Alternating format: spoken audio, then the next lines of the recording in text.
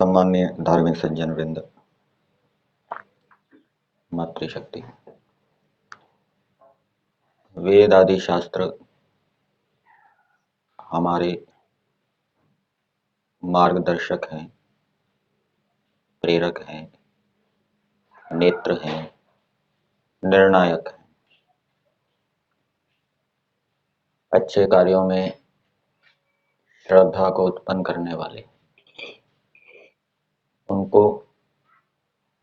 उपन्यास की तरह अथवा समाचार पत्र की तरह एक बार पढ़कर रख नहीं देना चाहिए। उनको बार बार पढ़ते रहना चाहिए। ये कैसे पता लगा कि वेद आदि शास्त्र को एक बार पढ़ना पढ़ाना नहीं चाहिए, बार बार पढ़ते पढ़ाते रहना चाहिए? ये कैसे पता लगा? आर्य समाज के दूसरे नियम में दिया है, वेद का पढ़ना पढ़ाना और सुनना सुनाना सब आर्यों का परम धर्म है।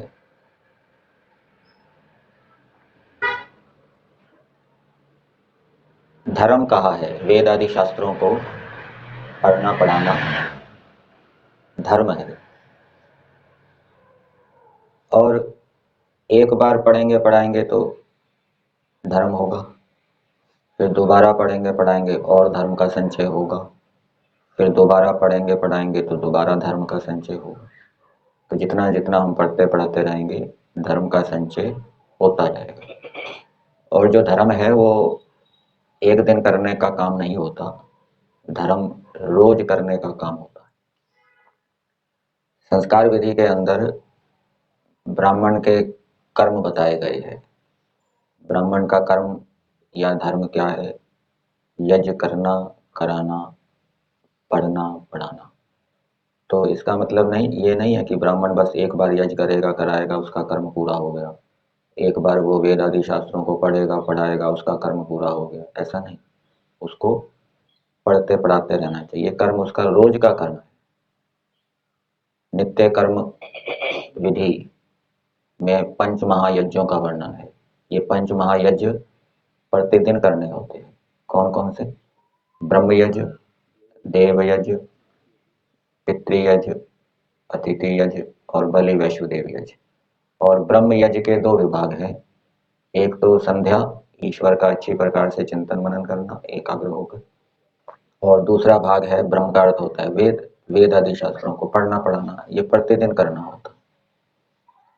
तो प्रतिदिन वेद आदि शास्त्रों को पढ़ेंगे पढ़ाएंगे तो उससे हमारी अनेक शंकाओं का समाधान होगा। जैसे जैसे शंकाओं का समाधान होगा और नई नई बातें हमें मिलेगी, ज्ञान बढ़ेगा, तो उन वेद आदि शास्त्रों में श्रद्धा बढ़ेगी। और प्रतिदिन पढ़ने से उनके अंदर जो कर्म बताए गए हैं उन कर्मों में भी श्रद्धा बढ़ेगी। प्रतिदिन वेद आदि शास्त्रों को पढ़ने पढ़ाने से वो याद रहेंगे। याद रहने से हम किसी विषय में निर्णय ले पाएंगे कि ये ठीक है या गलत है। आपने 4 बातें सुनी होगी: श्रवण, मनन, निधिध्यासन और साक्षात्कार। वेदों को पढ़ने से जान लिया कि यज्ञ करना चाहिए, ब्राह्मण का कर्म है यज्ञ करना, देव यज्ञ है यज्ञ करना। अब इसके ऊपर मनन, मनन कैसे करें, यज्ञ करना क्या होता है? तो फिर शंका उत्पन्न हुई। फिर किसी से पूछेंगे तो वो कहेंगे देवों की पूजा करना यज्ञ होता है। फिर शंका उत्पन्न होगी, देव कौन है और उनकी पूजा करना क्या है? तो बताएंगे ये 2 प्रकार के देव होते हैं, एक जड़ देव और दूसरा चेतन देव। और फिर उनकी पूजा कैसे होती है? जड़ देवों की पूजा अलग प्रकार की होती है, चेतन देवों की पूजा अलग प्रकार की होती है। चेतन देवों की पूजा है कि उनका सत्कार करना, उनके अनुकूल चलना, उनके निर्देशों का पालन करना, उनकी सेवा करना। और जड़ देवों की पूजा क्या है? उनको तृप्त करना। पृथ्वी, जल, वायु, ये जड़ देव हैं। तो इनको तृप्त करना, भोजन से तृप्त करना। भोजन से तृप्त करना, भोजन क्या है इनका? घी है, समिधा है, सामग्री है, ये इनका भोजन है। और इन देवों का मुख है अग्नि, अग्निर्वै देवानां मुखम। तो अग्नि के अंदर इन पदार्थों को डालेंगे तो अग्नि देवता भी तृप्त होगा और वो उसके साथ साथ दूसरे देवों को भी तृप्त करेगा। तो ये होता है यज्ञ करना। अग्निहोत्र करने का मतलब है पृथ्वी, जल, वायु आदि देवों को तृप्त करना, उनको भोजन देना। अब आगे है निधिध्यासन, निर्णय लेना कि ये यज्ञ करना उचित है या अनुचित है। तो उचित अनुचित को कैसे हम सिद्ध करेंगे? शास्त्रों के प्रमाणों से सिद्ध करेंगे। शास्त्र के प्रमाण याद नहीं है, शास्त्र नहीं पढ़े, तो ये यज्ञ करना उचित है या अनुचित ये हमें पता ही नहीं लगेगा।